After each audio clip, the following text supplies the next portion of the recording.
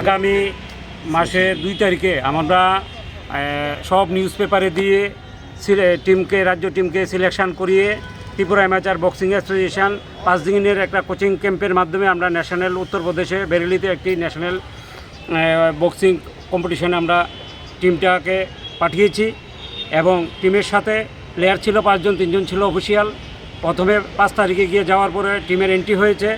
হঠাৎ করে 7 তারিখ এন্ট্রি হওয়ার পর হঠাৎ করে দেখা গেল ওইখানে আরেকটা টিম, রূপক দেব রায় একটা টিম সেম নামে ত্রিপুরা অ্যামেচার বক্সিং অ্যাসোসিয়েশনের নামে আরেকটা টিম এন্ট্রি হয়েছে এবং আমাদেরকেও সেইখান থেকে বের করে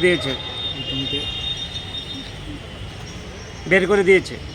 আমাদের রেজিস্ট্রেশন, আমাদের সব কিছুই সরকারি যা ডকুমেন্টস আছে সবই আমাদের সেম নামে। আরেকটা ত্রিপুরা থেকে আরেকটা হরিয়ানার প্লেয়ারদেরকে খেলিয়েছে এবং সেখানে 2টা প্লেয়ার ছিল ত্রিপুরার আর বাকি 7টা ছিল হরিয়ানার।